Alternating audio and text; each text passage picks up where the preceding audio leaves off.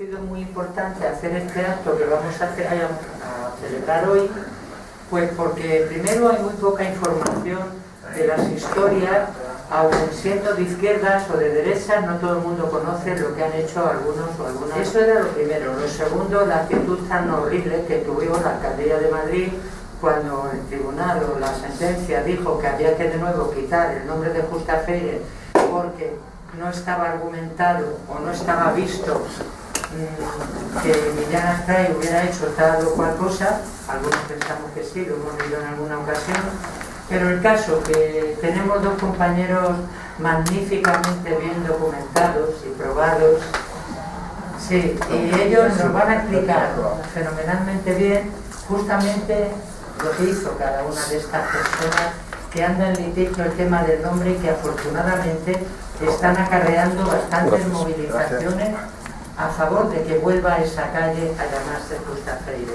Entonces, mira, os digo, el compañero Javier Ejido va a ser quien nos va a exponer pues, la trayectoria o tal de Millán Astray. Y el compañero José Carlos Tobalina, os puedo comentar en dónde trabaja cada uno, pero luego lo dicen ellos, ¿vale? Porque uno está es investigador, el compañero Javier, y el compañero, pues seguramente que también. Pero ellos nos lo van a explicar mejor, y entonces él se va a referir a Justa Freire. Y bueno, primeramente van a estar, cada uno va a hacer su exposición, calculamos 20 minutos más o menos. Después habrá un debate donde podemos, si podéis, y sobre todo podéis, preguntar cualquier duda, cualquier cosa que queramos saber más o tal. Y estaremos encantadísimos de disfrutar de este acto. Entonces, pues ahora mismo, Javier, tú eres el primero. Pues ya está. Javier Ejido, sí, tú puedes presentarte tú más si quieres y sobre todo hacernos la exposición. Gracias. ¿Se oye bien? Son cuatro personas. Es que a lo mejor no hace falta. Hola, buenas tardes. Pues muchas gracias a los pocos que habéis venido. Que, bueno, la verdad es que con esto del COVID y todo esto vamos a justificar un poco que no venga mucha gente, ¿no? Pero bueno, en fin, yo esperaba que hubiese algo más también. Yo creo que lo hemos difundido poco por las redes. Y bueno, el caso es que yo me llamo Javier Ejido, soy profesor de enseñanza secundaria jubilado, o sea, jubilado porque me dio una trombosis y me jubilaron casi prácticamente como a Millán Astray, por inútil. Lo que pasa es que ahora ya eso de inútil ya no se lleva como se llevaba antiguamente, ahora es por discapacidad, ¿vale? Discapacidad visual de la que tengo. Entonces, bueno, voy a procurar, yo no soy un especialista en Millán Astray, o sea, sé de Millán Astray a nivel general y lo poco que he aprendido pues con mis compañeros de GEFREMA. O sea, yo formo parte del grupo de estudios del Frente de Madrid, que tengo aquí a 3 compañeros que han venido al acto, y gracias a ellos pues todo el material que vamos a ver ahora prácticamente lo han facilitado ellos, ¿vale? Fotografías, algunas de ellas inéditas, otras se conocen y algunas de ellas son inéditas, sobre la vida de Millán Astray. Entonces, bueno, yo voy a procurar, dentro de la objetividad que nos da el ser historiadores, yo he sido profesor de historia y las investigaciones que hago de historia siempre nos planteamos una hipótesis de trabajo y luego lo tenemos que verificar con las fuentes primarias o con las evidencias de la época. Entonces, bueno, yo voy a intentar dar una imagen de Millán Astray, de lo que fue y de los motivos. Si vosotros luego al final de la conferencia que dé pensáis que el juez o la juez lleva razón a la hora de decir que este hombre no tenía nada que ver con el régimen franquista, ni tenía que ver nada con la guerra civil, pero ya veréis como al final de la conferencia veréis como sí que participó además de forma activa, dentro de la discapacidad que tenía, porque él en los combates de África pues perdió un ojo, perdió un brazo. Entonces, bueno, pues es que ya me estoy enrollando, ¿sí? O que se presente José Carlos. Vale. Tú explica todo lo que consideres y después ya pasamos a... Vale, es que si me enrollo a lo mejor no...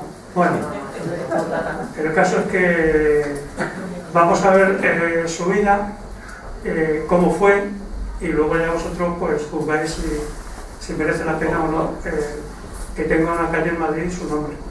Yo la experiencia que tengo fue, por ejemplo, en la calle Hermano García Noblejas, en Ciudad Lineal. Un juez también dijo, sabéis que la cambiaron por Institución Libre de Enseñanza, ¿no? La Institución Libre de Enseñanza pues era la base pedagógica de la Segunda República. Entonces, por eso se puso ese nombre. Y los hermanos García Noblejas, el juez dijo que como no participaron en la guerra civil, pues que había que reponer el nombre de hermano García Noblejas a la calle.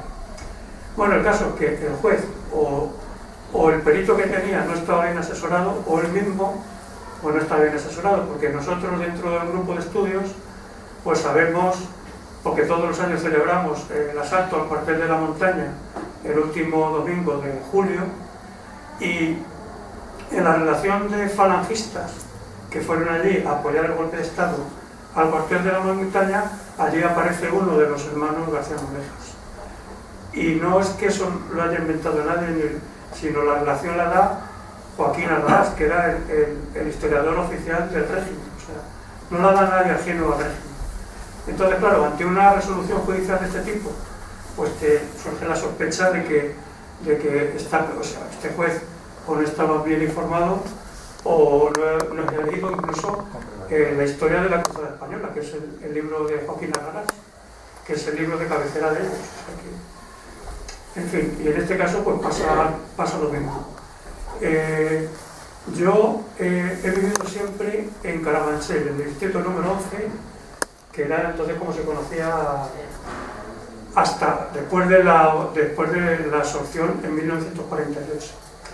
Entonces, en mi barrio, yo vivo al lado del Carrefour de Luche, y el centro de salud al que pertenezco se llama General Fanjul. Entonces, bueno, yo estoy cansado ya de mandarles notas y hacer reclamaciones y no lo cambian el nombre. El Ayuntamiento de Manuel La Carmena cambió el nombre de la calle, Avenida General Fanjul, por el nombre de Avenida Los Águilas, y el nombre del centro de salud pues continúa siendo General Fanjul. General Fanjul fue el militar que era la cabeza del golpe de Estado de julio del 36 aquí en Madrid, ¿no? Pero no solamente eso, sino la estación de cercanías, la cercanía que va de Atocha a Móstoles, pues también se llama Fanjul. Bueno, pues tampoco la cambia. O sea, es como si fuera... Ya, pues antes tenían la justificación de que la calle se llamaba así, Avenida General Fanjul, pero ahora ya no tiene justificación. Y el caso es que en la cercanía de Renfe, yo no sé quién las lleva ahora mismo, pero por ejemplo, lo de la centro de salud, yo sé que la comunidad, o sea, no lo va a cambiar. Bueno, pues ya luego ahora cuando se presente José Carlos, luego ya empiezo yo con el tema de Villa Castell, ¿vale? Vale, pues me presento brevemente para abreviar. Mi nombre es José Carlos, como habéis dicho, yo soy maestro especialista de educación infantil y primaria. La razón por la que estoy aquí hoy es porque formo parte de un movimiento de relación pedagógica que se llama Acción Educativa, y dentro de este movimiento de acción educativa se constituyó hace unos años ya, en el 2006, se constituyó lo que es la Fundación Ángel Llorca, que alberga todo el legado del maestro Ángel Llorca y de la maestra Justa Freire. Su legado pedagógico, su legado ideológico y su legado político. Esta es la razón por la que estoy aquí. Luego os explicaré con más detalle cuando entre a deciros por qué para nosotros es fundamental que la maestra Justa Freire esté en las calles de Madrid, como lo está también el maestro Ángel Llorca, por el que peleamos y se mantiene el nombre, también en la estación de metro. Y luego os lo explico. ¿Vale? La razón es eso, simplemente es que conocemos quién era Justa Freire. Vengo a explicaros lo que se Vetusta Freire, ¿vale?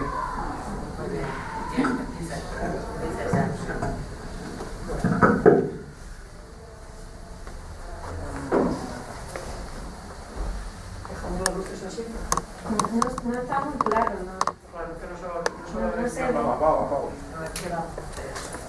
Ahora cuando apague la luz, miráis, me decís a ver si se ve. Sí, mejor, Sí, ¿Y el micrófono hace falta? No, ¿no? sí, sí, Vale.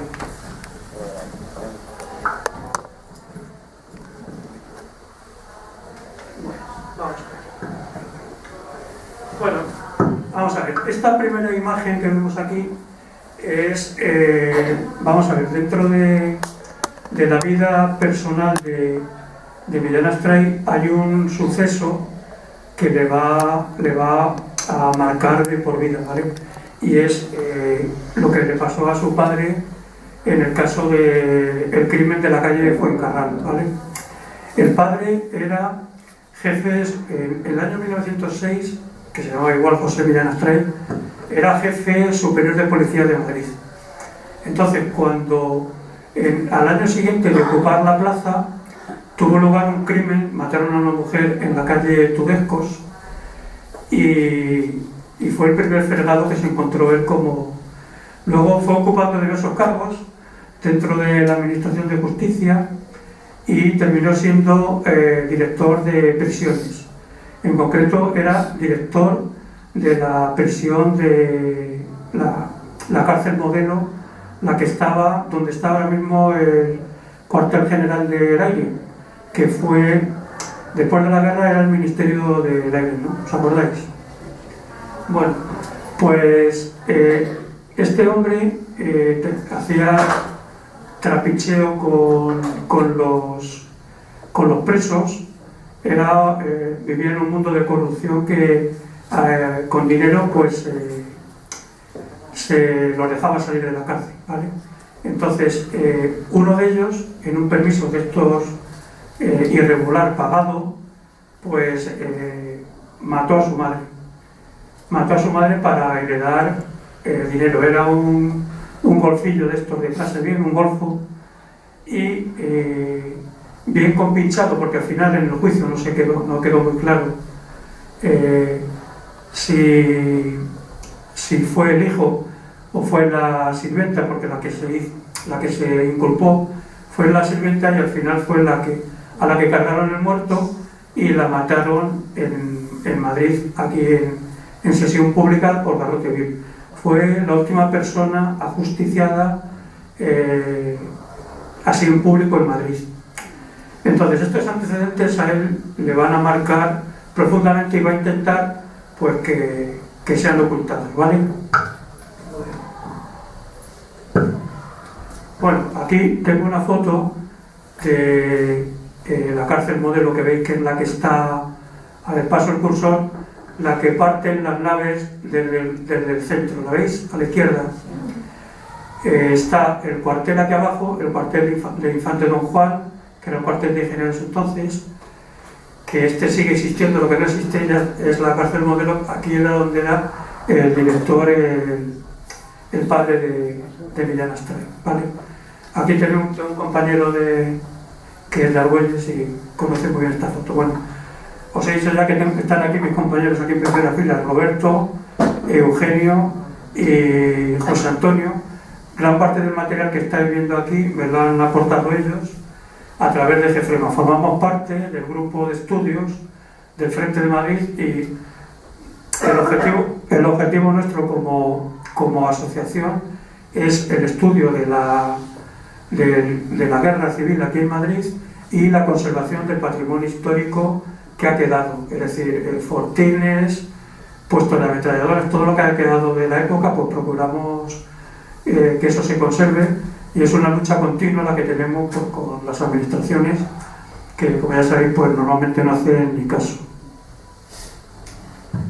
Bueno, este cartel fue el que salió en la prensa, le he tomado de la prensa, en el que viene a la izquierda se ve la mujer que se llamaba Luciana Borcino, era una mujer que era bastante adinerada, y a la derecha está la criada Higinia, que tal como apareció cuando se presentó en la policía, ¿vale?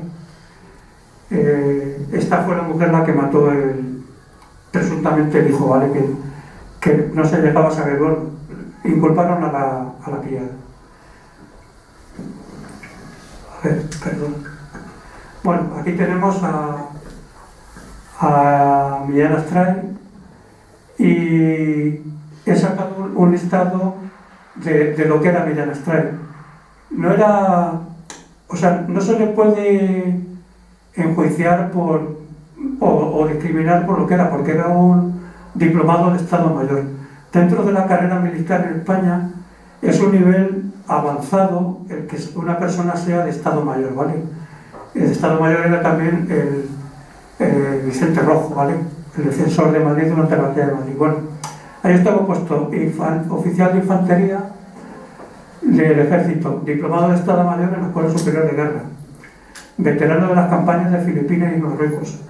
En Marruecos fue donde se quedó tuerto y perdió un brazo, es decir, que aparte de que tenía una formación militar solvente, luego el tío era arrojado, o sea, era de los que iban con la vanguardia de los legionarios o de la unidad que mandaran.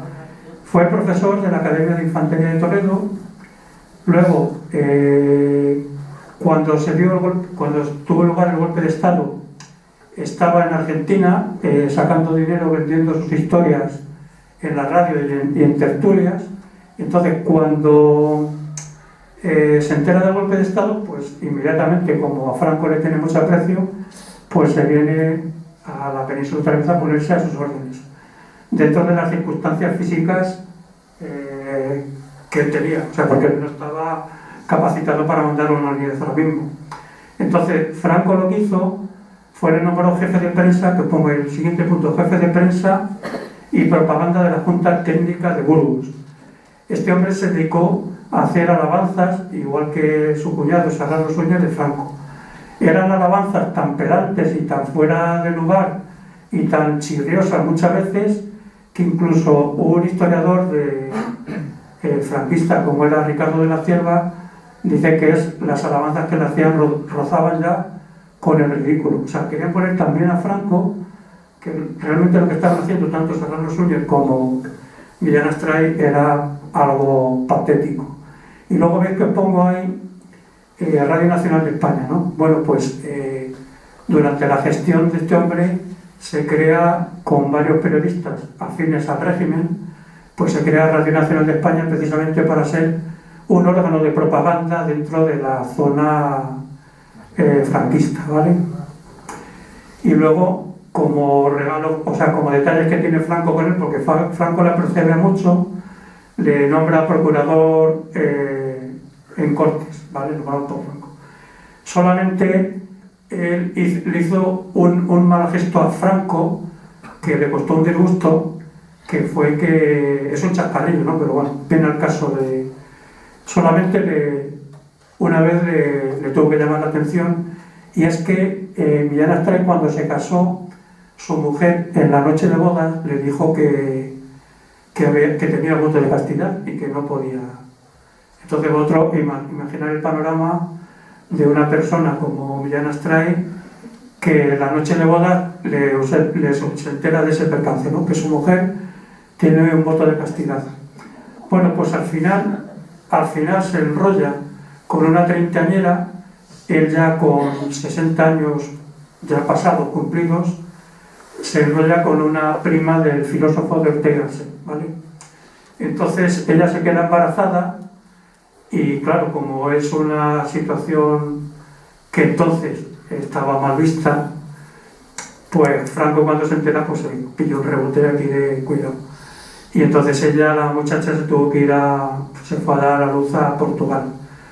Y de hecho luego vino a la península y hacía vida con él. Incluso su mujer la llegó a reconocer como, siempre antes en las amistades, y se hablaba de una sobrina, que se llamaba, pues no he oído el nombre. Bueno. Peregrina. Peregrina. Se llamaba Peregrina, la niña. Bueno, ese fue el único disgusto que le dio Millán Astray. Luego vais a ver, voy a ir pasando imágenes para demostrar que él hacía una vida social dentro del régimen, o sea, no es nadie ajeno al franquismo, ¿vale? Veis aquí esta fotografía, es del año 1926, está tomada en África, en concreto en el cuartel Dar Refien, y bueno, a Franco él le apreciaba porque él era coronel, él funda la Legión, estudia previamente cómo funciona el tercio de extranjeros en Argelia, el francés, y así, imagen y semejanza de Francia, pues hace el tercio de extranjeros español, ¿vale? En 1920. Y entonces estaba de comandante, pues aquí Francisco Franco, ¿vale? Y le apreciaba, bueno, aquí se ve cómo cantaban el novio de la muerte a pulmón, a todo pulmón, ¿no? Bueno, cuando él se entera del golpe, se presenta inmediatamente y viene aquí al Palacio Yanduri. Este palacio está en Sevilla y aquí establece Franco en agosto el cuartel general para controlar el avance de las tropas. Las tropas, sabéis que van subiendo desde cruzar la península y van subiendo por la zona de Extremadura, frontera con Portugal, para hacer el ataque frontal a Madrid, que es el objetivo de ellos, ¿no? Bueno, pues aquí es una alocución de Franco en el palacio este. Este palacio ocupa lo que antiguamente era la intendencia sevillana. Y el único dato curioso que he logrado encontrar es que, bueno, que aquí nació Vicente Aleixandre. Perdón, Manuel Aleixandre, me he confundido, Manuel Aleixandre.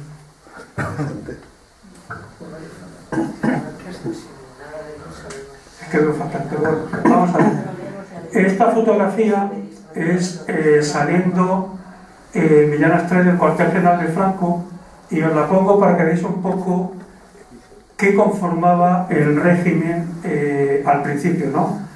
Al final es el follón que tienen las familias, y al final sabéis que va a triunfar el Opus Dei, Manuel Fraga, a partir del año 59, pero antes, en la guerra y poco después de la guerra, hasta el plan de estabilización, hay una pugna pues entre familias que Franco va a intentar ir deshaciéndose de ellas. Y esta foto la he puesto porque aquí el primero es Millán Astray, que es el legionario, y los dos que van a sus lados, a su derecha está el falangista y a la izquierda el carlista, ¿vale? Que formaban parte del ejército. Bueno, esta fotografía es la salida, el incidente que se produce el Día de la Raza, que lo llamaban así, el 12 de octubre de 1936, en el Paraninfo de la Universidad de Salamanca, ¿no? El incidente que tiene con Unamuno, ¿vale?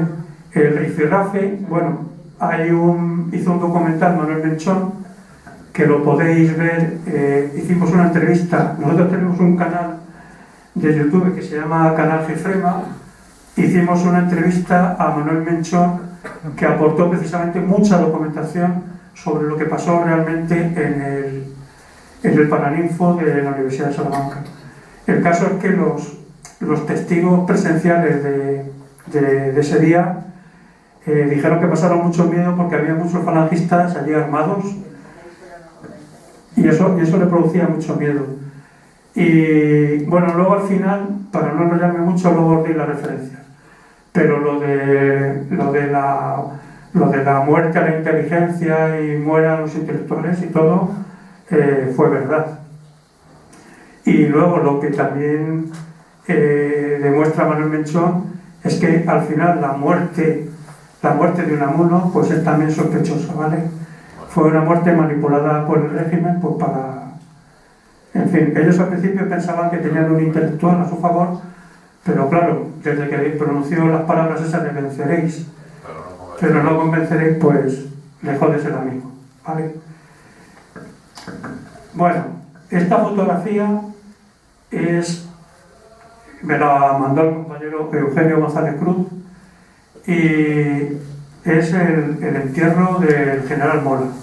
Sabéis que en la guerra había dos cabezas pensantes que eran los que iban a liderar, una vez que se diera el golpe, los que iban a ocupar la presidencia del gobierno. Había un militar que era Sanjurjo y había un civil que era Carlos Sotelo. Bueno, pues otro de los militares, que los dos mueren antes de que empiece la guerra, ¿no? Bueno, Sanjurjo, cuando va a dirigirse al norte, precisamente a ver a Mola. Mola muere a primeros de junio del 37, ¿vale? Que es otro estorbo que se quita Franco, pues para... lo de Franco al final es un cúmulo de carambolas, cómo va a llegar al poder, pero prácticamente todos los que le podían hacer sombra, pues van muriendo, ¿vale? Entonces, el sepelio del general Mola, hacen un sepelio en Burgos, que lo preside Franco, ¿vale? Y luego el entierro lo hacen en Pamplona. Y el sepelio, o sea, el entierro en Pamplona lo preside, veis aquí, al lado del coche fúnebre, en Millán Astray.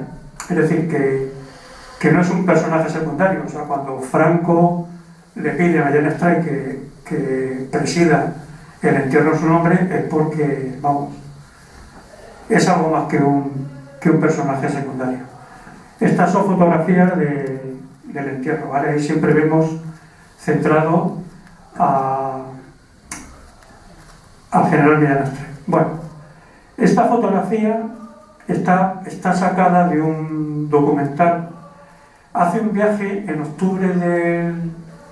En todas las fotografías pongo si lo podéis leer bien,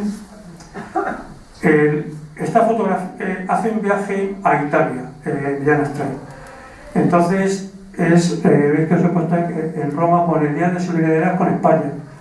Entonces ahí aparece Serrano Suñer, Millán Astray, aparece, bueno, varios jerarcas, incluso alemanes, ¿no? Entonces, en este momento, en la locución que hace, dice que España, o sea, que Franco va a ganar la guerra, estamos en el 38 todavía, y que España va a ser un estado fascista. Entonces, en esa locución equipara al nacionalsocialismo de Hitler, al nazismo, al fascismo italiano y al falangismo en España, ¿vale? A ver.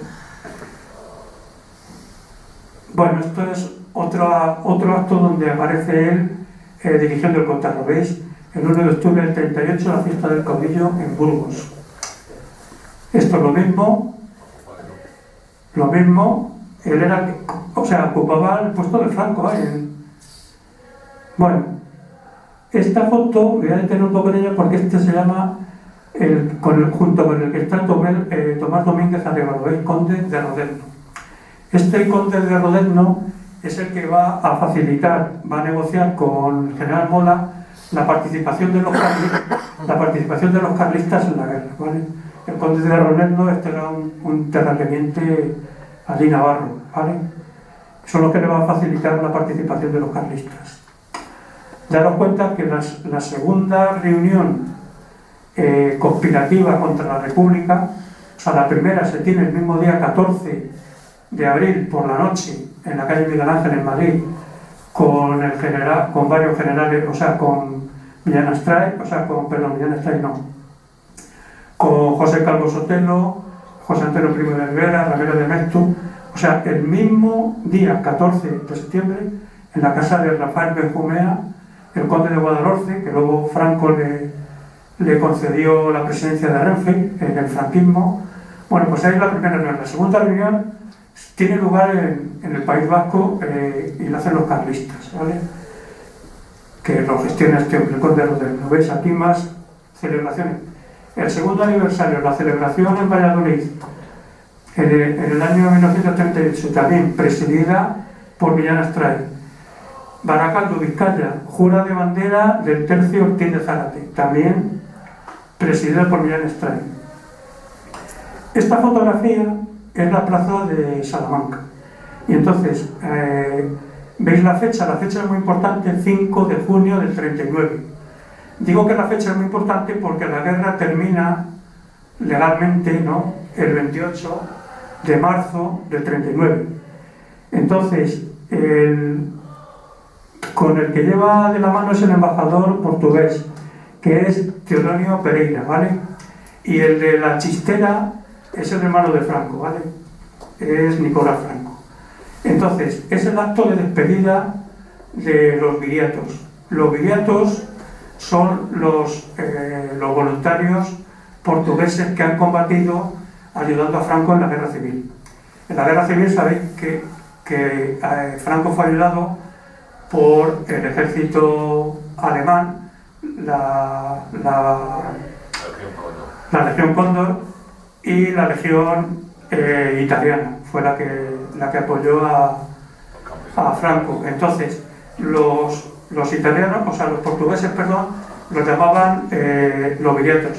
Y no actuaron como una unidad independiente, sino que tenían el centro de reclutamiento en Badajoz y luego los iban destinando a diferentes tipos de unidades.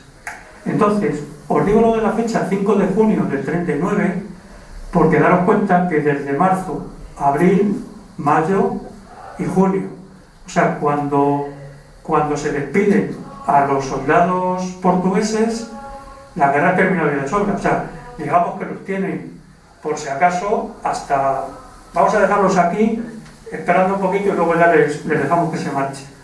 Y sin embargo, la República, Negrín, pues el 28 de octubre del año 38, se despide a las brigadas internacionales en un acto multitudinario en Barcelona, precisamente para cumplir con la normativa internacional y para cumplir con lo que había determinado el Comité de No Intervención. El Comité de No Intervención perjudicó ostensiblemente a la República. Entonces Negrín, en esos momentos, que era el presidente de la República, pensaron que teniendo un detalle de que las brigadas internacionales que habían apoyado al gobierno democrático legítimo, pues digamos, pero no tuvieron ese detalle, ¿vale? O sea, ya veis que la despedida fue después, hasta que no terminó la guerra, no le despidieron, ¿vale? No, ya estoy terminando. Bueno, os comento. Mira, aquí un poco referencias. Carlos Hernández es ha hecho un libro sobre los campos de concentración del franquismo, que lo saca hace poco, que es buenísimo. Bueno, pues tiene un artículo en el diario.es sobre Millán Astray, que se puede buscar y se puede leer, es gratuito el acceso y está muy bien hecho. Alejandro Amenábar tiene la película Mientras dure la guerra, que trata el tema de Unamuno. Manuel Menchón, que es el documental que os he dicho yo, Palabras para el fin del mundo, y el documental con la entrevista que tenemos nosotros en Canal Cefrema. Otra película que os recomiendo, que es también de acceso gratuito y televisión española, es la serie Tras la huella del crimen, el crimen de la calle Fuencarral, una película de Angelino Fons y protagonizada por Carmen Maura, que hace de criada, hace Virginia, y esa sí que os la recomiendo porque relata el crimen de la calle Fuencarral, lo que se vio implicado el padre de Millán Astray. Luego Luis de Castro, Yo daré las consignas, habla sobre la propaganda en el primer franquismo, ¿vale? Y luego el otro libro es de un nieto de Miguel de Unamuno, la edición de Jean-Claude y Colette Rabaté. Bueno, pues se llama así, El resentimiento trágico de la vida. Aporta todos los documentos para saber qué fue lo que pasó con Unamuno. Y luego lo último que pongo de Paul Preston, Las Tres Españas, de la página 65 a la 98, tiene una semblanza de Millán Astray, pues bastante bien, ¿vale? Fue un militar fascista y próximo al régimen de Franco, ¿vale? Ya he terminado.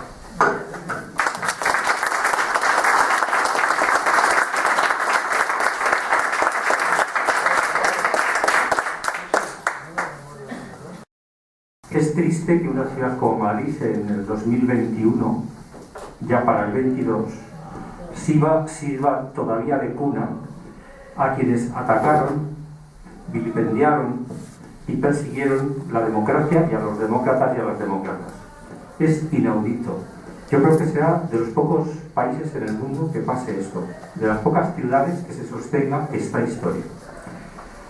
Es dramático cuando tenemos otras referencias que crearían otro imaginario en la ciudadanía, un imaginario progresista, y no hablo de derechas ni de izquierdas, hablo de un imaginario progresista, de una sociedad avanzada, de una sociedad libre, y una sociedad con horizontes donde se sueña con una vida pacífica, fraternal, participativa, constructiva. ¿Por qué digo esto? Pues porque tenemos esos referentes. El problema es que nuestra historia fue barrida por un dictador y por todos los que le acompañaron. Cuando habéis hablado antes de la institución libre de enseñanza, es lo único que prevalece un poco en la memoria debido a que la figura de Ginés de los Ríos era de una potencia enorme, porque se la jugó y junto con otros como Manuel Bartolomé Cosío, etc. Pero es que en España había mucha más gente. Y de hecho, el movimiento de maestros y maestras del último tercio del siglo XIX y el primer tercio del siglo XX fueron auténticos intelectuales para desarrollar una vida con valores democráticos en este país, porque entendían que la única salvación de este país, en cuanto a convivencia se refiere, estaba en la educación. Así lo apostaron y así lo hicieron. Claro, Ginés de los Ríos brilla por sí solo y es un referente indiscutible, incuestionable. Pero había más. Había Ferrer y Guardia, había Ángel Llorca. ¿Por qué para nosotros Ángel Llorca es importante? Porque es el maestro que no se casa con la burguesía. No lo digo como enemigo de Ginés, porque eran tremendamente amigos. Era el que discutía con Ginés de los Ríos. Era el que le ponía las cosas enfrente. ¿Por qué se las ponía enfrente? Y discutían mucho allí en La Chopera, cerca de la residencia de estudiantes. ¿Por qué discutían?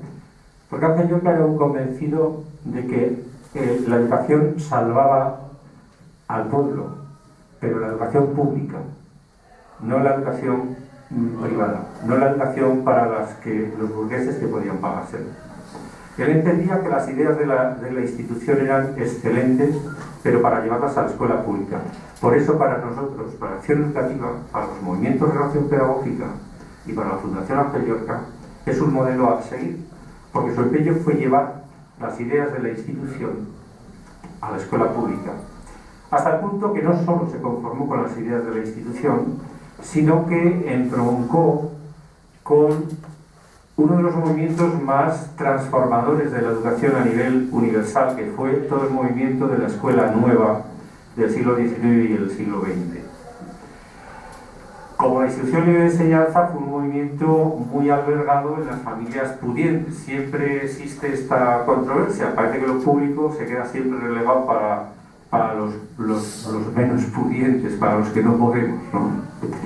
Y sin embargo las ideas más avanzadas para el desarrollo personal y social están un poco siempre en lo privado, con iniciativas cooperativas, con iniciativas propias que son alimentadas por personas o familias que pueden pagarlo. Ángel Llorca decía que eso era para la escuela pública y junto con otros de la época se fueron desarrollando estas ideas a lo largo de finales del 19, primeros del 20 y terminaron consolidando lo que fue la escuela republicana. La escuela republicana no era nada más que esto, era la base de un proceso de educación de la sociedad para desarrollar valores democráticos que pudieran sostener una vida democrática en un país como es España. ¿Por qué hablo de Ángel Llorca y no de Gustavo Freire? Pues porque fue el anfitrión de Gustavo Freire. Gustavo Freire y Ángel Llorca son dos nombres inseparables, en un sentido y en el otro. Gustavo Freire descubre a Ángel Llorca, pero Ángel Llorca también descubre a Gustavo Freire. Y ahora os diré en qué momento y por qué. Pero antes de seguir hablando de Gustavo Freire, al empezar a hablar de Gustavo Freire, os diré que lo que yo voy a decir realmente es el trabajo de investigación de una catedrática de Historia de la Educación de la Universidad de Alcalá, María del Mar del Pozo, que también forma parte de la Fundación Ángel Llorca, que ha investigado hasta la saciedad los mayores detalles de este movimiento, no solo de Gustavo, sino en todo ese movimiento, pero alrededor de estas dos figuras, de Ángel Llorca y de Gustavo Freire. Es decir, que lo que yo voy a decir esta tarde aquí tiene como base y soporte ese trabajo de investigación de la profesora María del Mar del Pozo, catedrática de Historia en la Universidad de Alcalá de Henares. Antes de empezar os voy a poner un pequeño vídeo de Gustavo Freire porque creo que es la síntesis de lo que es, lo que fue, de lo que fue. Y luego hablamos de ella, ¿vale? 24 de mayo de 1939. ¿Se oye? Justa Freire, Sí, sí, sí. maestra de escuela primaria, está presa en la cárcel de Ventas. Causa criminal 16.536. Todo sucedió muy rápido. Un mes más tarde de la victoria de los golpistas, todos los maestros y maestras fueron suspendidos de su trabajo. Solo podrían volver aquellos que demostrasen que no habían sido fieles a la República. Justa intentaba arreglar sus documentos para poder volver a ejercer, pero fue detenida y juzgada antes de lograrlo. Acusada de prácticas laicistas en la escuela y de cantar con sus alumnos una canción con letra rusa en una ocasión. Esos fueron sus delitos y por ellos la condenaron a 6 años y 1 día. En el Consejo de Guerra, el juez le dio la oportunidad de conseguir referencias para rebajar la pena. Justa recuerda que acaba de cruzarse con un antiguo compañero, Alejandro González Barrero. Él podría hablar bien de ella y de su trabajo. Entonces el juez le contesta: no seas ingenua, ese que ha visto usted salir es el que le ha denunciado. ¿Cuál fue su delito en realidad? Sin duda, su pasión por la educación, su convicción de que España avanzaría de la mano del progreso en la escuela. Justa estaba enamorada de su profesión desde que estudió magisterio en Zamora. Comenzó su vida profesional en la escuela rural, pero es en Madrid, formando parte del equipo del Grupo Escolar Cervantes, dirigido por Ángel Llorca, el maestro de la escuela pública más importante del primer tercio del siglo XX, donde Justa creció hasta convertirse en una gran pedagoga. Enseñar pues no con unos programas ajustados a historia, a geografía, a ciencias, no. Era sacar un objeto que fuera una conversación, un acontecimiento, lo que fuera, y sobre eso tocar varios puntos de la actividad humana y sacar una lección de ahí pues muy interesante y muy rica, claro. Participó en las misiones pedagógicas. Escribió artículos en revistas educativas y conoció de primera mano experiencias innovadoras que se realizaban en Europa. Es en la época de la Segunda República cuando aprueba las oposiciones a dirección de escuelas graduadas. Al poco es nombrada directora del Grupo Escolar Alfredo Calderón, ahora Colegio Público Padre Poveda. Se convierte así en una de las primeras mujeres españolas que dirige a un equipo docente formado por hombres. Cuando se produce el golpe de Estado en julio de 1936, Justa organiza en su colegio una de las primeras residencias infantiles que se llevan a cabo en Madrid durante la guerra. Cuando su escuela es clausurada, colabora en el proyecto de colonias escolares para niños y niñas evacuados a Levante. Es en esta labor cuando vuelve a reencontrarse profesionalmente con Ángel Llorca. Y a este proyecto pasó dedicada los 3 años que duró la guerra. Y después de ella, la cárcel. Justa era tímida, pero entusiasta. En la prisión de Ventas organizó clases de alfabetización para las presas y hasta un coro que las hiciese olvidar en alguna medida el horror en el que vivían. Cantaban los ruiseñores, y creí que me llamabas. Tran, laran, laran, laran, dan, dan, dan, dan, dan, dan, dan. Finalmente, en junio de 1941 sale de la cárcel, pero depurada. Le han usurpado sus 3 oposiciones. Solo puede ganarse la vida con clases particulares, hasta que la proponen trabajar en el Colegio Británico. Así, en 1944 vuelve a tener un trabajo y un sueldo fijo a fin de mes, pero sigue pensando en su reingreso en la escuela pública. En 1953, después de solicitar la revisión de su expediente, le permite su reingreso, pero con condiciones, despojada de sus derechos previos, de su antigüedad y con la prohibición de poder ejercer en Madrid, muy lejos de sus amigos, de su familia, en definitiva, de su vida. Murió en julio de 1965, a los 68 años. No lograría nunca su traslado a una escuela pública en Madrid. Lavo el pañuelo, ¿sabes? Quisieras, me lo ha lavado una serrana en el río de Atocha que corre el agua. Unas me lavan. Este vídeo forma parte de una exposición que organizamos con el Ayuntamiento de Madrid, con la Corporación de Manuela Carmena, para poner al alcance de los madrileñas y madrileños qué había sido la educación en Madrid desde el último tercio del siglo XIX y el primer tercio del siglo XX. Este vídeo formaba parte de 5 vídeos de 4 maestras que, como ellas, y bueno, 2 maestras y 2 maestros que, como ellas, corrieron peor suerte porque fueron fusilados. Y de él, que fue el delator, porque también había delatores. Bien. Y formaba parte de cómo se iba construyendo la escuela, una escuela que se quedó quebrada en 1939, que intentó mantenerse durante toda la guerra y que gente como Gustav Freire hizo el esfuerzo por llevarla y mantenerla hasta el final. ¿Cómo lo hicieron? Pues mirad, primero, cuando estalla la guerra, convierten sus escuelas en residencias, porque entienden que los niños y que las niñas tienen que estar lo más protegidos posible de esa barbaridad. Cuando Madrid ya está amenazada, organizan las colonias familiares en el Perelló. Se llevan a los niños hasta el Perelló para poderles seguir protegiendo de la barbaridad. Y aquí surge una controversia con la famosa legionarios de la Legión y los de la asociación de Millán Stein, que la acusan de algo que ella no hizo, que tampoco sería extraño porque fue algo necesario, que es montar a los niños en los barcos para que fueran a Rusia. Gustav Freire no participó nunca de eso.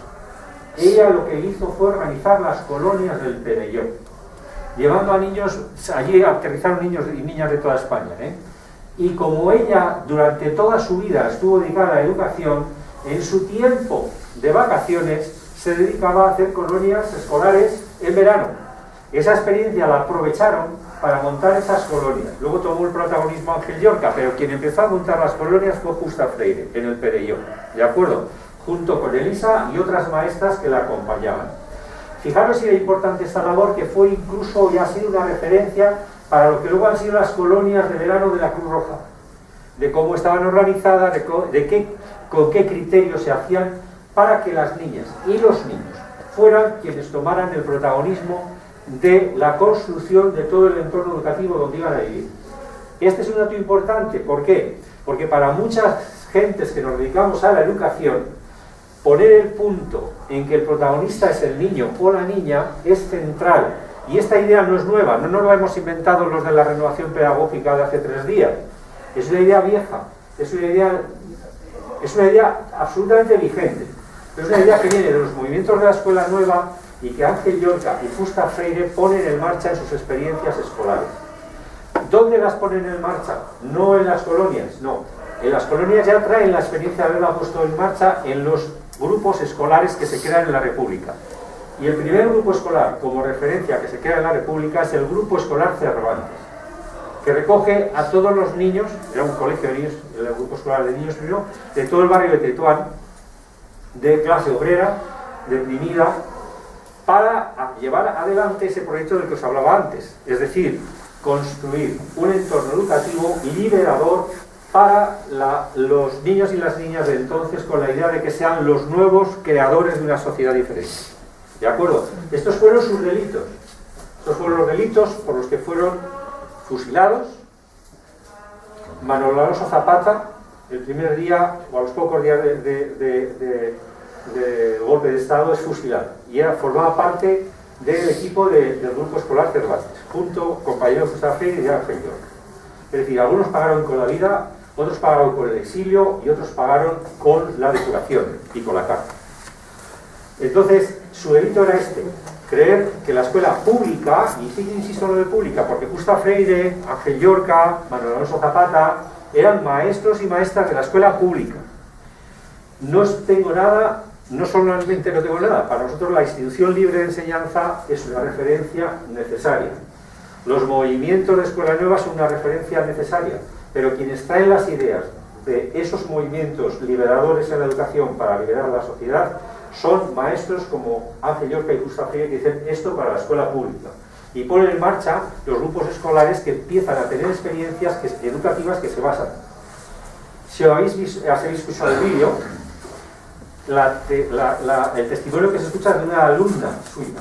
Dice, nosotros no teníamos libros de texto, tenían todos los libros del mundo para poder leer, para poder acercarles a la lectura, a los niños y a las niñas.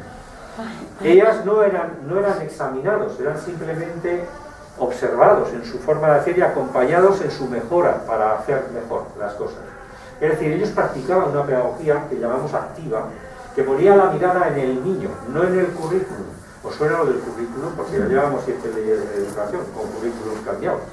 Y solo nos fijamos en el currículum, en lo que hay que meterles en la cabeza. No nos fijamos en lo que tenemos que desarrollar como personas en ellos. Para nosotros es importante esto, porque desde la renovación seguimos pensando y apostando que la atención está en el niño y en la niña, en sus capacidades, en sus intereses y en desarrollarlas al máximo. Esto era lo que hacían ellos, esto es lo que trabajaban ellos. Justa Freire empezó a hacerlo desde pequeñita, a los 3 años. ¿Sabéis por qué? Porque el maestro que tenía era un modelo de cómo no tenía que ser un maestro. Y tuvo que aprender a leer por sí misma para que no la castigaran. Pero no se conformó con eso, sino que enseñó a las demás, o les leía a las demás lo que ella leía, para que cuando preguntara al maestro, a las demás tampoco las castigara. Con lo cual, desde pequeña parece que tiene una especial sensibilidad por trabajar desde lo personal en lo colectivo. Es decir, ser una maestra. Ser una maestra.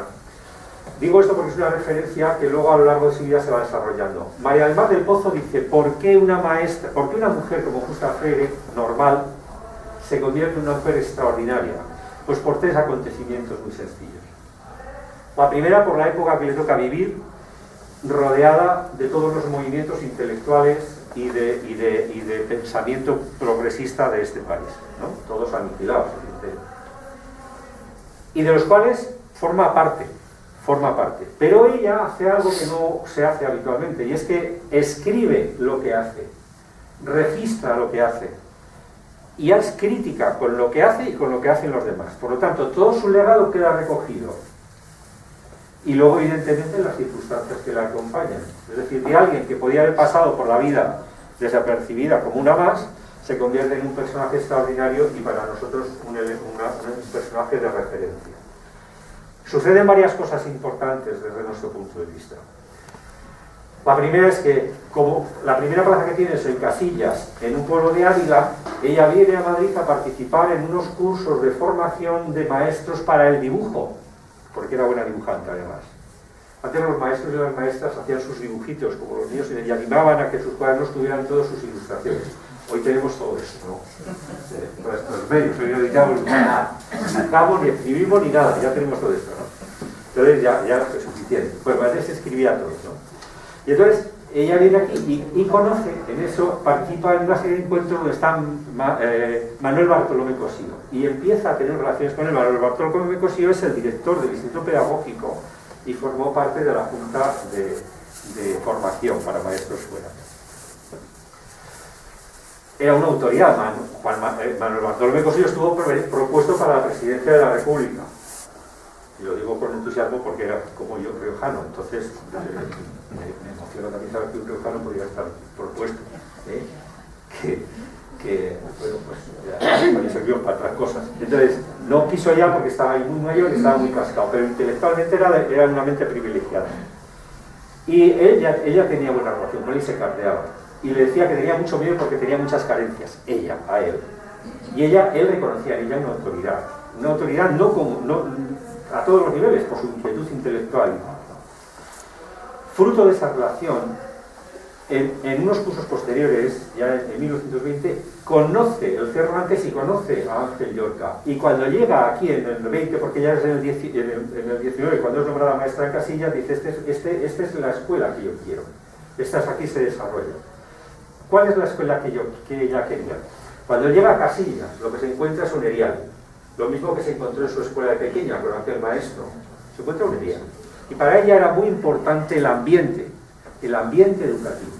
No estar todo el mundo sentados como estáis escuchándome a mí ahora aquí, sino que esta espacio, como aula o como escuela, se transforme con lo que hagamos entre todas y todos. Se cree y se recree para todas y todos. Y esa idea la lleva todo el rato a lo largo de todo su periplo educativo junto con otra compañera, Elisa Alonso, que también forma parte del grupo Cervantes.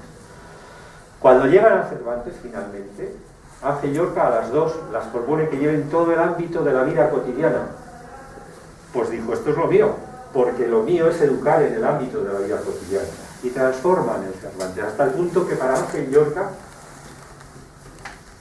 ella ya conocía a Ángel Llorca por referencia, porque Ángel Llorca tenía muchos escritos de pedagogía y demás, es cuando ella ya había descubierto a Ángel Llorca, pero ahora es cuando Ángel Llorca la descubre a ella.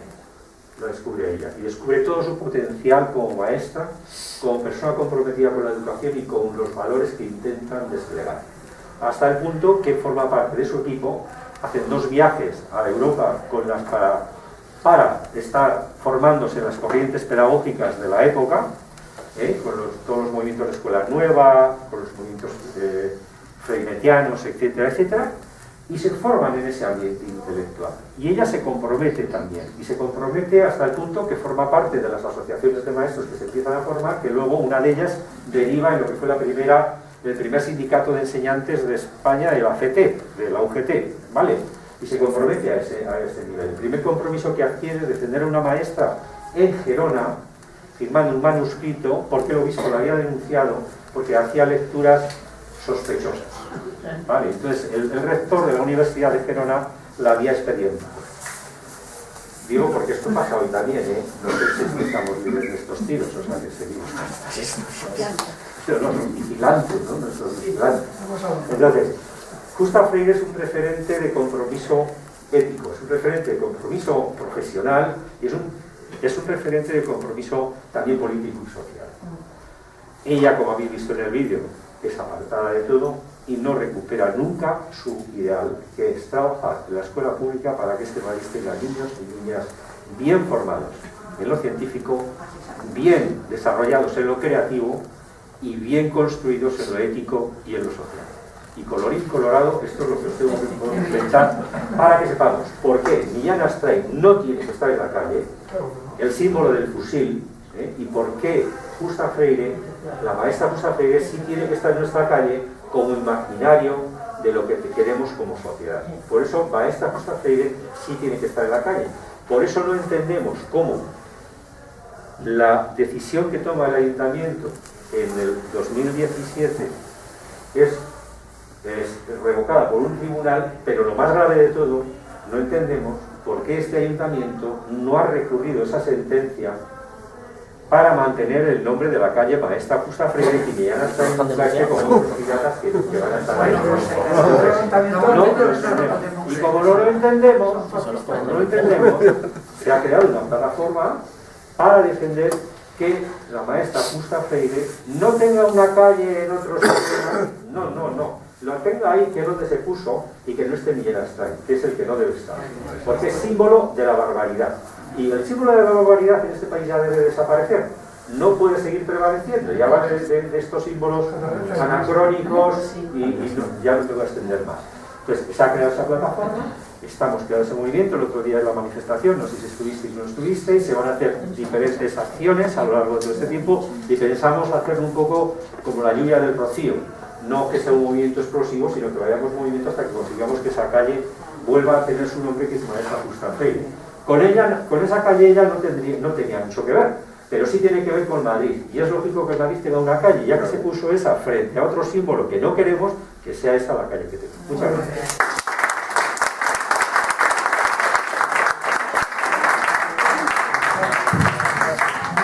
Ahora, con estas dos exposiciones tan espectaculares, pues así todo, un poquito de debate. Por si queréis preguntarle cualquier duda, cualquier historia o incluso la participación en esta Fundación Ángel Llorca. De todos modos, yo voy a ser la primera que no voy a preguntar, voy a responder a José Carlos.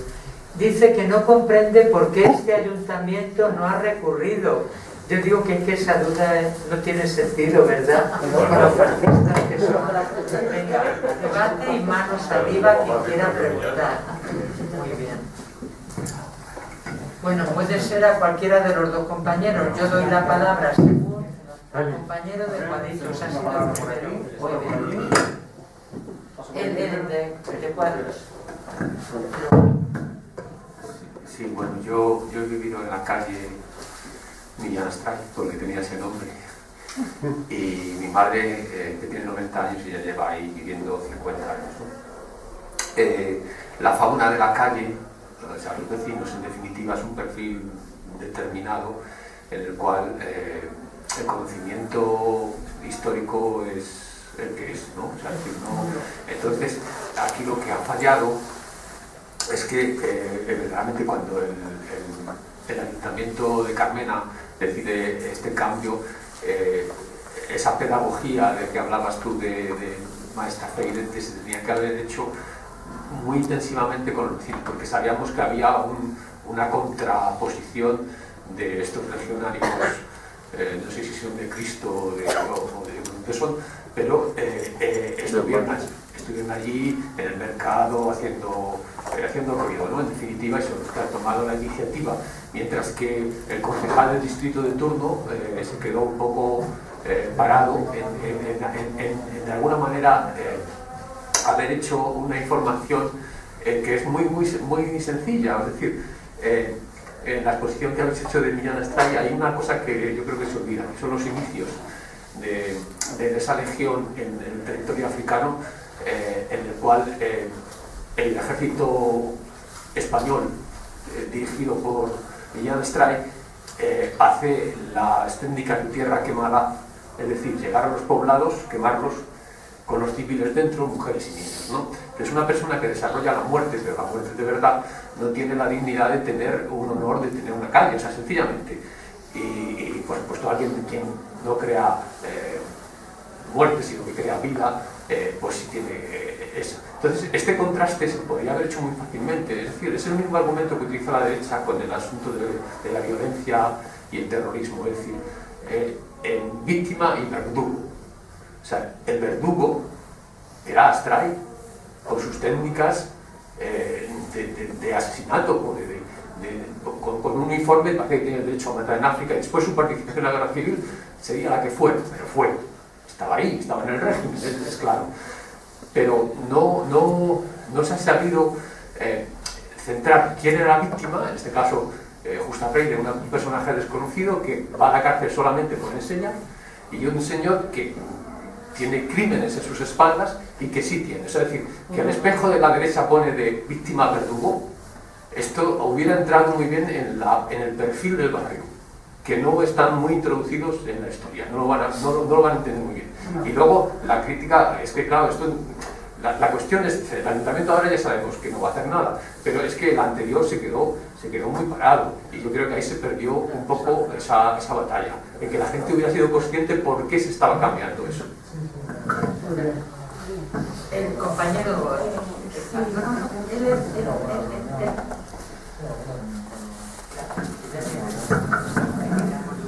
Bueno, es una pregunta para José Carlos.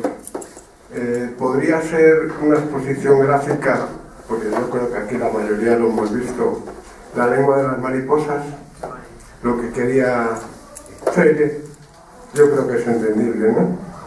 Lo que no es entendible es que el siglo XX, 40 años que murió el dictador, sí, el dictador, era un dictador lo que teníamos, 83 años que terminó la guerra, alguien que tiene como símbolo viva la muerte, que fue ministro durante la guerra del primer gobierno franquista, ministro de propaganda, todavía haya jueces que no asimilen una cosa con la otra. O sea, no es una pregunta, sencillamente es que no lo entiendo ni yo creo que lo entenderé nunca. Eso es lo que quería decir. No sé si necesita respuesta o si... No, yo sencillamente, él ya me ha respondido con la cabeza, que es mi ejemplo. A ver, más. ¿Habéis tenido algún otro? Tengo otro por aquí, dos más. Venga. 3. Pues entonces por allí, es que no me he fijado en la otra persona, creo que era Pedro, ¿no? Muchacho. Hola, buenas. Quería dar otro dato importante para resaltar que por qué tiene que mantenerse el nombre, bueno, recuperar ya por lo que ha ocurrido, la calle de la maestra Justa Freire en el sitio de donde ahora está el innombrable de Millán Astray. Es que desde la Junta Municipal de Latina, donde yo estuve colaborando como vocal vecino, es que montamos un proceso participativo con entidades del distrito. Y precisamente la comunidad educativa del Colegio Manuel Bartolomé Cosío fue el que propuso que se nombrara a esta calle Justa Freire. Por tanto, colocarlo en otro lugar de la ciudad de Madrid sería saltarse ese proceso participativo, sería contrariar la voluntad del pueblo de Madrid de que esa calle en concreto tiene que llamarse así. Y yo creo que es un argumento importante para reivindicar de cara al público en actos o consultas que puedan realizar la ciudadanía de por qué ahí tiene que llamarse, porque hay algunos colectivos o personas que dicen, bueno, porque se ponga en otro sitio de Madrid, que no os extraña que a lo mejor esa es la estrategia que termina realizando el alcalde de Madrid, porque así queda bien con todo el mundo. Dice, bueno, pues ¿queréis que esta calle, que esta persona tenga una calle? Pues la pongo en otro lado y mantengo también el mismo tiempo de Millanstay para contentar a todos. Y por tanto, nos deja en fuera de juego para recuperar su nombre donde debe estar. Y luego al compañero que antes ha preguntado que por qué no se hizo este trabajo pedagógico, didáctico, de dar a conocer a la maestra Justa Freire cuando se puso su nombre, pues se valoró en la Junta Municipal de Latina, pero la concejal del distrito que había entonces, pues seguía la estrategia de mantenerse de perfil. Cuando ya cambió el concejal del distrito de Latina, al final, en torno al año 2018, ya en 2019 se estuvo contactando, por lo que me comentaron sus asesores, con la Fundación Ángel Llorca, pero ya no dio tiempo a realizar ese acto de dar a conocer a Justa Freire. Pero efectivamente, es que eso es precisamente lo que se tenía que haber hecho. Pero es que hubo una parte de ese sector del gobierno de la Madrid que quería pasar de largo en este tema. O sea, como, bueno, lo tenemos hecho, pero bueno, que no se vuelva a nombrar y bueno, ya está.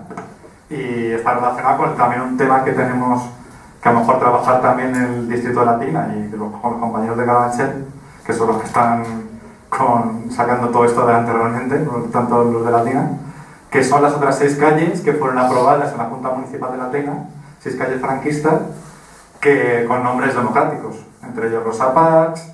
Se propuso a la calle del 8 de marzo, a calles de franquistas que aún perviven, dedicadas a 2 cargos de la Falange, a un golpista, que fue el que empezó el golpe de Estado realmente en Melilla, a Darío Gazapo, que fue el que le pillaron con las manos en la masa de Melilla y empezó todo el golpe. Y luego también la calle Rafael Pinar, que está dedicada a un hijo del conde de Mayalde, que fue alcalde de Madrid y que era un gran colaborador de la Gestapo nazi, causante de la muerte del presidente de Cataluña, Lluís Companys. Por eso digo que, como ahora está en candente el tema de la calle Justa Freire, luchemos por la calle Justa Freire, pero que no olvidemos las otras 6 calles del distrito de Latina que aún se mantienen con nombres franquistas. Son 6 calles: de Las Águilas, del barrio de Lucero y del barrio de Campamento. Muy bien. Fernando. Precisamente yo no había caído que el nombre de la estación de cercanías de General Fanjul, eso corresponde al gobierno central. O sea, es el gobierno central que tiene las competencias sobre cercanías. Entonces es algo que habría que exigir, es una vergonzosa. Hay que exigir a todas las administraciones, ¿no? Pero particularmente en concreto que el gobierno central mantenga el nombre de esa estación cuando ya ni siquiera tiene justificación geográfica, porque no existe tal calle, es algo realmente aberrante, ¿no? Yo no había caído en eso, pero habrá que planteárselo. Yo solamente quería, aparte, comentar, ya ha dicho José Carlos algo de la existencia de esta plataforma, decir que la Asociación de Vecinos de Carabanchel Alto, cuando se empezó a mover el tema de decir no hay derecho a que vuelvan a restituir a Millán Estrada y que quiten a la maestra Justa Freire, aun siendo una calle del distrito de Latina y nosotros somos la Asociación de Carabanchel, en realidad está aquí al lado. Entonces nosotros, igual que a los de Leganés les decimos de broma que son Carabanchel Sur, son Carabanchel Alto Sur, y ellos dicen que nosotros somos Leganés Norte, ¿no? Porque nos llevamos, digamos, a cercanía, no a la rivalidad, sino a cercanía, pues para nosotros prácticamente la colonia de aviación y el Parque Europa, entonces pues casi es una prolongación del barrio. Antiguamente incluso era Carabanchel Alto el pueblo, ¿no? Pero bueno, más allá de este tipo de anécdotas, decir que nos parecía importante participar, repito, porque es una calle muy cercana a nuestro barrio, por la que pasamos por el autobús 34 y algunos otros medios de transporte, ¿no?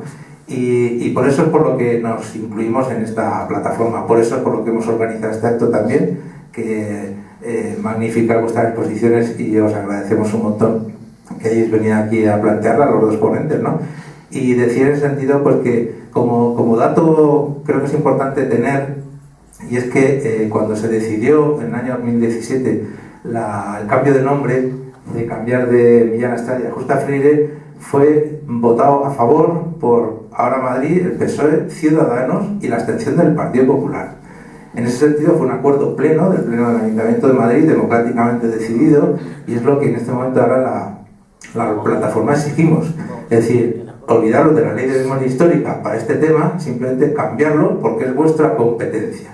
Y es exigir a Ciudadanos que mantengan su voto positivo para que se cambie, se quite Millán Astray y se ponga Maestra Justa Freire, y el Partido Popular que sea coherente y haga lo mismo que hizo entonces, y es abstenerse si quiere. Si quiere votar a favor, pues estupendo también. Entonces, con esa mayoría se podría cambiar en este momento el nombre de la calle una vez más, sin necesidad de tribunales, sin necesidad de nada, simplemente por acuerdo pleno, y es lo que de alguna manera vamos a intentar hacer. Es decir, a pesar de... Porque yo creo que, bueno, sí, el gobierno del Ayuntamiento de derecha, pues sí, pero en concreto depende también de un partido, que en este momento los Ciudadanos, que es una veleta, que una vez va por aquí, otra vez por allá, pero que en este caso concreto, mira por dónde, a lo mejor conseguimos que esté de nuestra parte y se cambia la cosa. Y solamente ya para terminar, invitar a José Carlos que amplíe un poquito más estas otras cosas que se van a hacer, por ejemplo el acto sobre misiones pedagógicas, para que tengamos constancia, para que cuando se convoque tengamos un poquito de idea de qué es lo que se va a hacer en la calle, que queremos hacer hacia el 13 de noviembre, un poco más adelante, para que, bueno, pues participemos, porque puede ser un acto expositivo muy interesante. Nada más.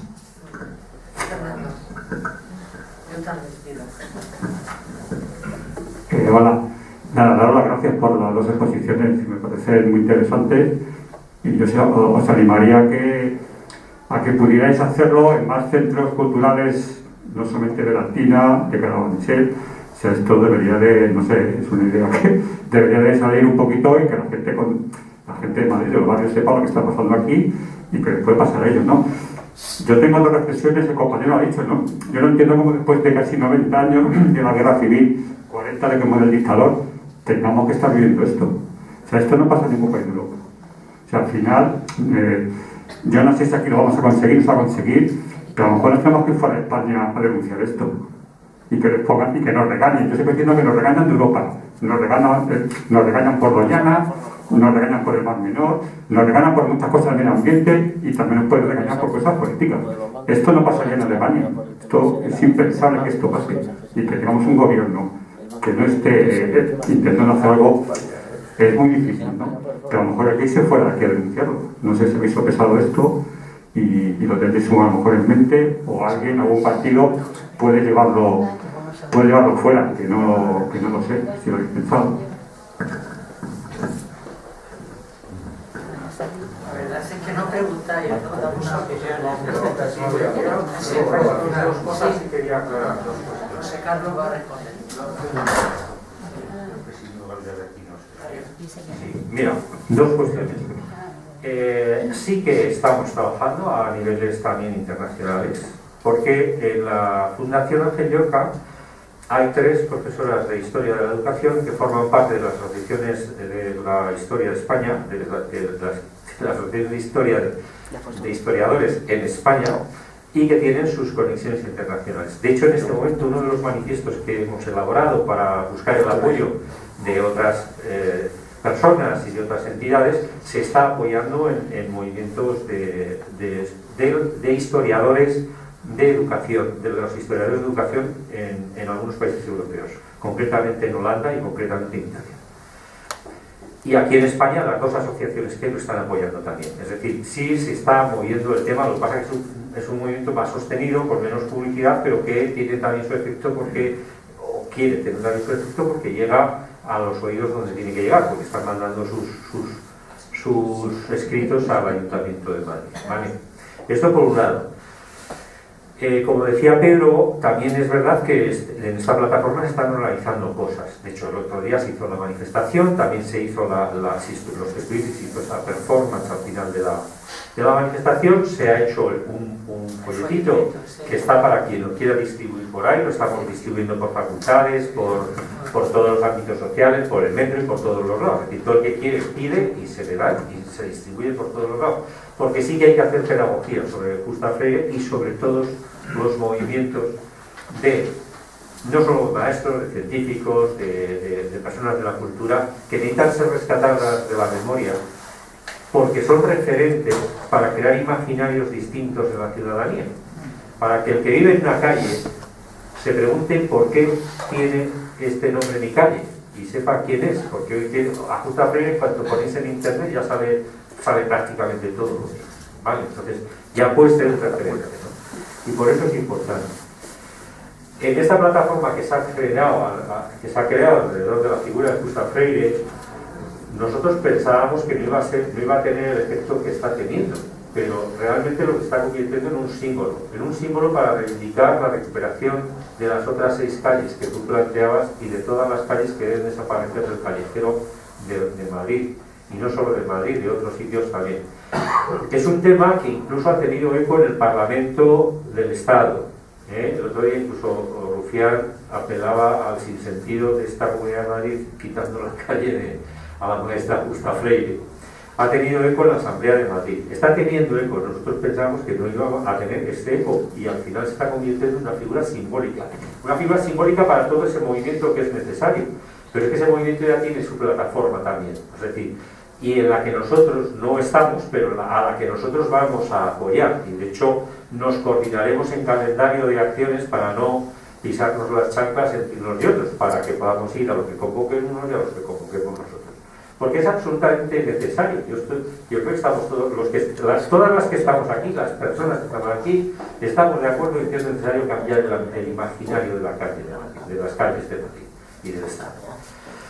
Ahora, la cuestión es que hay que hacerlo y hay que ir poco a poco, ¿no? Entonces, ¿qué hacemos? Pues mira, el próximo día 13 de noviembre vamos a mandar información también. No sabemos si al final va a ser el día 13 de noviembre porque el grupo que lo está organizando, el ritmo que lleva, no sé si se va a ajustar al día 13. Pero vamos a organizar una misión pedagógica. Misiones pedagógicas de las que también formó parte Gustave Freire. Las misiones pedagógicas ya sabéis lo que fueron. Fueron llevar en camiones y en mulas y en burro a los lugares más inhóspitos un atisbo de cultura, un atisbo de lo que eran los avances en las comunicaciones y en todo en aquella época, ¿no? Gustave Freire participó de estos movimientos también de las misiones pedagógicas. Y nosotros en la acción educativa y en el movimiento de acción pedagógica queremos este tipo de acciones. De hecho, este fin de semana que viene se hace otra misión en Chinchilla. Lo que pasa es que ahora hay que adaptarnos al tiempo de ahora. Y aquí, esta plataforma, en la que forma parte de la Asociación de Vecinos de Carabanchel, sí ha previsto una misión pedagógica para el día 13 de noviembre, sábado por la mañana, en los alrededores de la calle Gustave Freire. Que, en principio, queríamos hablar con el colegio público, con el Bartolomé Cosío, para que fuera el centro de donde se partiera para crear una visita guiada a lo que es la historia de esta zona, de toda esta zona, y introducir la figura de Gustave Freire como maestra de la época donde se va a adaptar todo el recorrido. Eso se está diseñando y se va a hacer, en principio está previsto para el día 13 y os tendréis información sobrada sobre esto. Y en paralelo se está trabajando este manifiesto, se está trabajando también con la idea de convocar, de conseguir una entrevista con los grupos políticos, como decía Pedro ahora, los grupos políticos del ayuntamiento, para ver si torcemos la dirección, sobre todo de Ciudadanos, para ver si cae esta vez de este lado. Y entonces, como decía Pedro, simplemente por decreto se cambia, se vuelve a poner el nombre de maestra Gustave Freire, porque la votación era clara, todos que sí, excepto el Partido Popular que se abstuvo, pero tampoco votó en contra, por lo cual, bueno, pues por eso formalmente no entendemos por qué ahora no lo ha recurrido. Tenía plenos poderes para hacerlo, imagino, porque ahora los amigos de viajes Vox, y eso es otra historia, ¿no? Eso es otra historia. Entonces, sí estamos haciendo todas esas cosas, más todas las que se vayan a ir proponiendo, y que estamos absolutamente enlazados con todo el movimiento para recuperar un callejero de Madrid con un imaginario en valores éticos, en valores científicos y culturales que sean reflejo de lo que soñamos como sociedad. Decía Gustave Freire que la escuela soñada solo se tiene si se sueña, pero se trabaja por ella. Y esto es así, ¿no? Es decir, que habrá que trabajar por eso, que el extranjero sea otro imaginar. La verdad que es demasiado.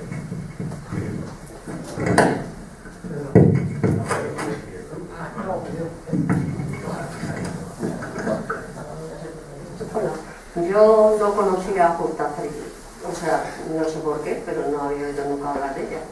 Entonces, y soy una persona que estoy informada desde la guerra hasta ahora.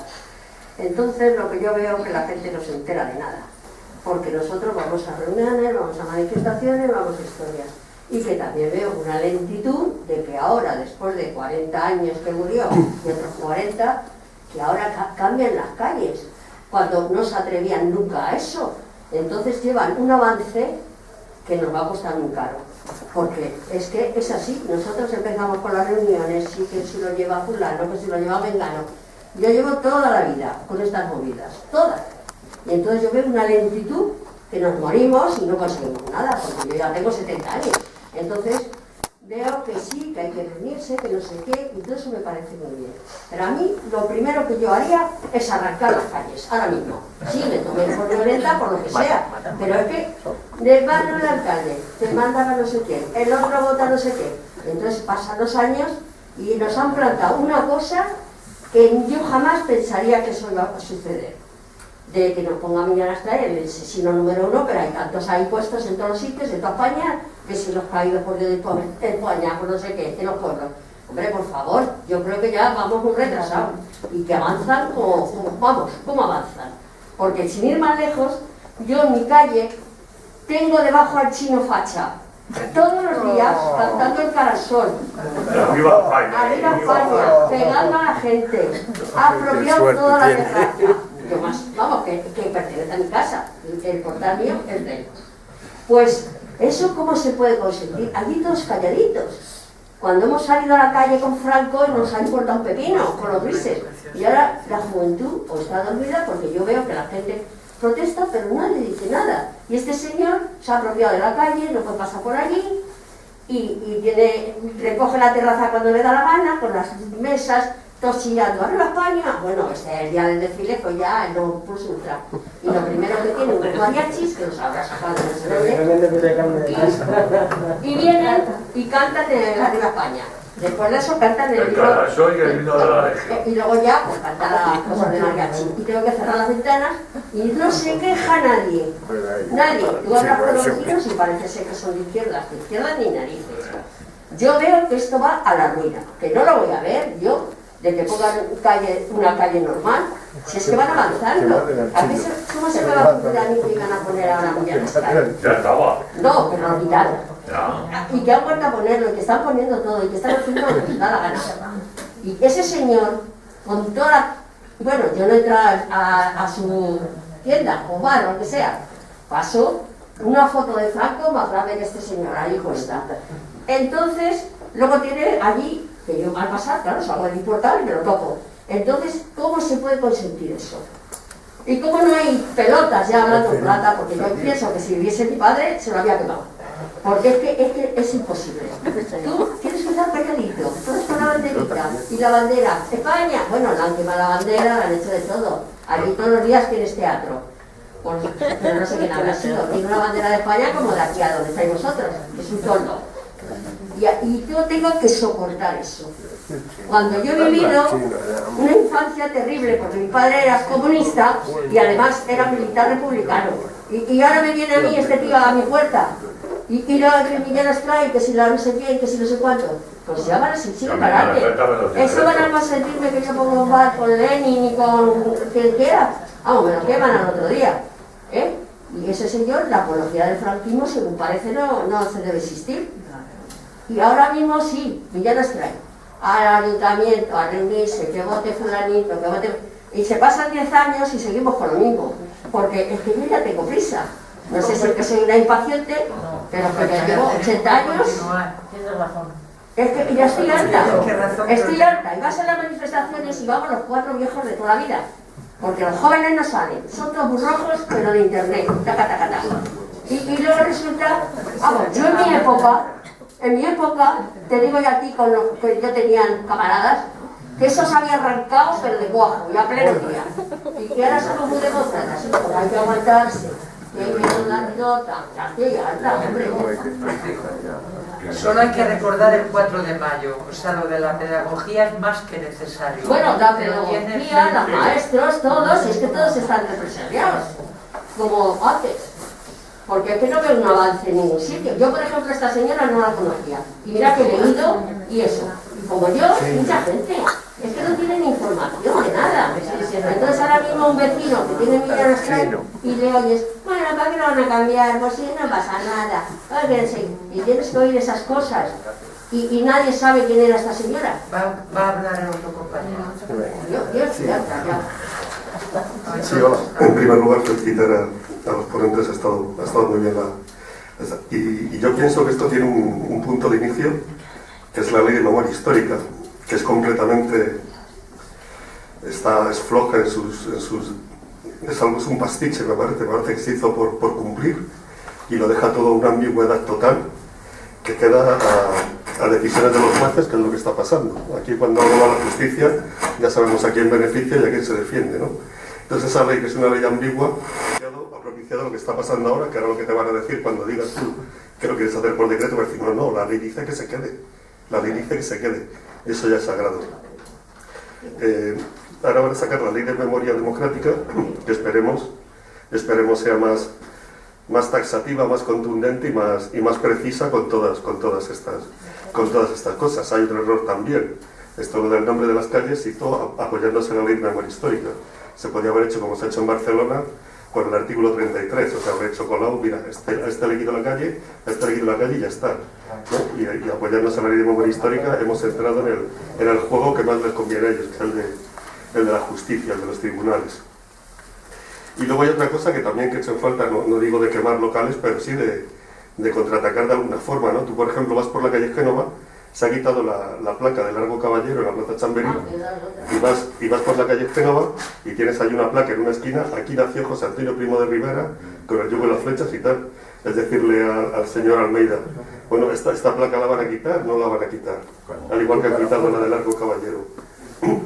Después podemos seguir, el Cuerdel de la Montaña, tú tienes el monumento este de los sacos, ¿vale? Con un señor allí que no se sabe muy bien lo que significa, y bueno, se puede tomar por algo ambiguo también, pero es que abajo tienes una inscripción que pone a los caídos en el cuartel de la montaña, no sé qué. Eso hay que quitarlo por ley también. Y nadie dice nada. Nadie les pone frente a su espejo. Nadie les dice, oye, mira, esto es lo que hay. Si lo estáis haciendo por un lado, ¿por qué lo hacéis por este? Que se retraten, es lo que hay que forzarles, a que se retraten. Y luego aprovechando, aunque no va con el tema, aprovechando que estás aquí, que me acabo de enterar que hiciste la exposición de la enseñanza que puse en el Museo Municipal de la calle Fuencarral, y fui a verla 2 o 3 veces, me encantó. Hay una cosa que me pregunto muchas veces, hay otros métodos pedagógicos en el mundo que tienen sus por ejemplo, yo que sé, las escuelas Montessori. ¿Por qué el método pedagógico de la Institución Libre de Enseñanza no se sigue ahora mismo en España? Que es un patrimonio español que se podría estar utilizando, que se podría poner en práctica. ¿Por qué no hay ninguna, quitando quizá el colegio-escuela, que es lo único que sigue un poco, por qué no se siguen las directrices de la pedagógica de Ginar de los Ríos y de Cosillo y de tantos otros?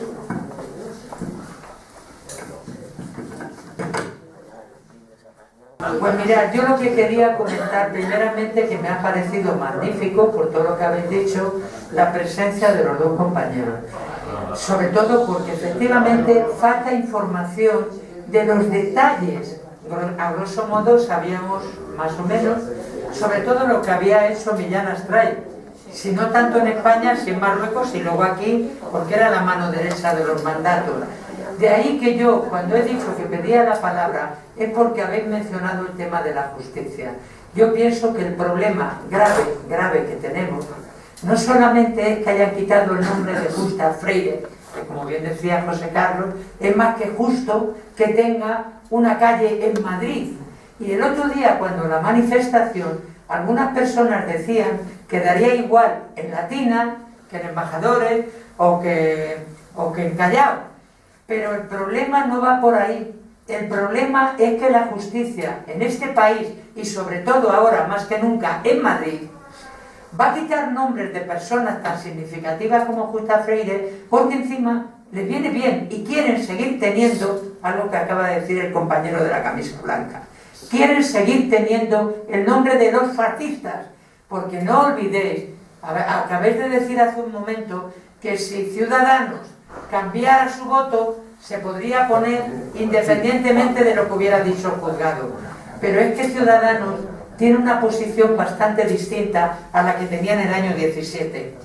Ahora mismo son el colchón que está sujetando al PP con esa mayoría que ha sacado por culpa de que en este Madrid haya habido un voto mayoritario a unas ideas que no tienen nada que ver con la democracia y a unas ideas que no tienen nada que ver con cambiar los nombres de los principios. No me quiero enrollar, compañeros o compañeras.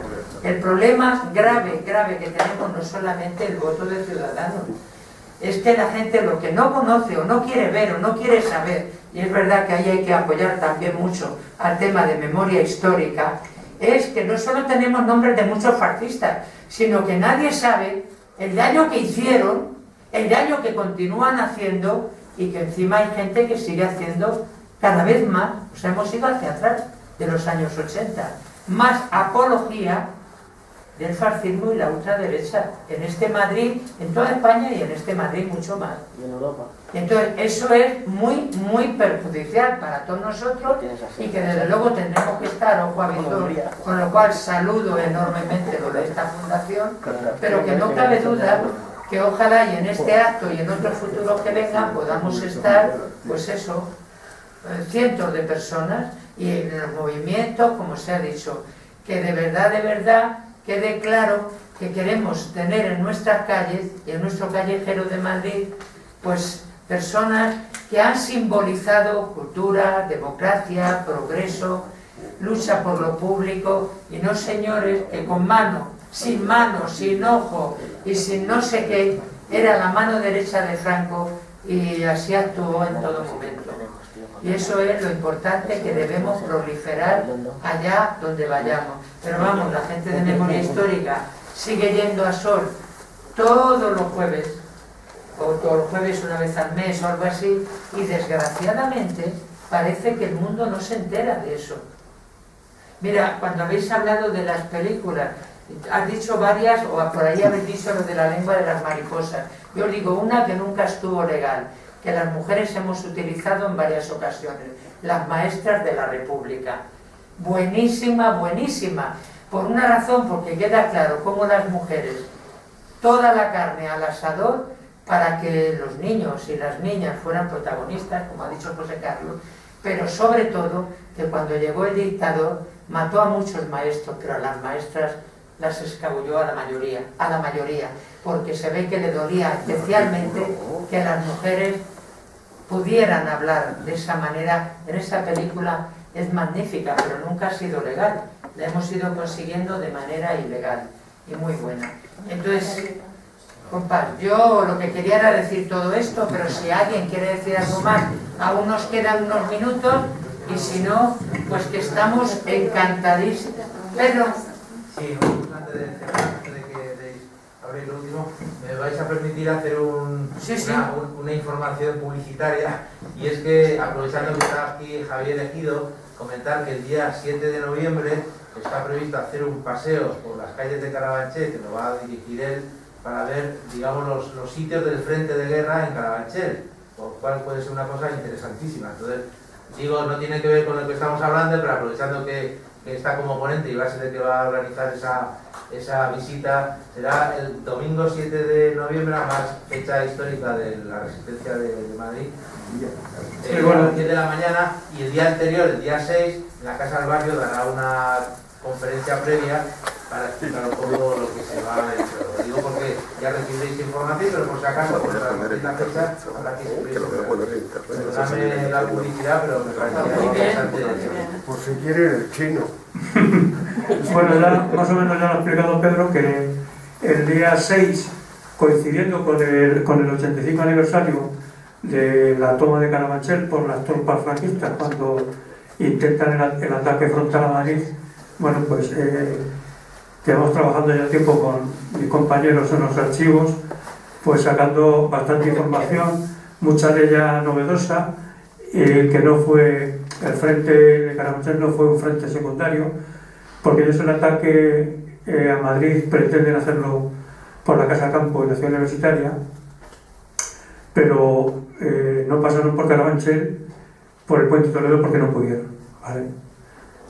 Y bueno, tengo preparado un recorrido para el día 7 para hacerlo desde Carabanchel Alto hasta terminamos en Marqués de Vadillo. Y luego el día 6, como ha dicho Pedro, pues voy a dar una charla explicando un poco todo este estudio que hemos llevado a cabo, no solo yo, sino también mis compañeros que están aquí, José Antonio Zarza, Roberto y Eugenio. Vale, venga, muchas gracias.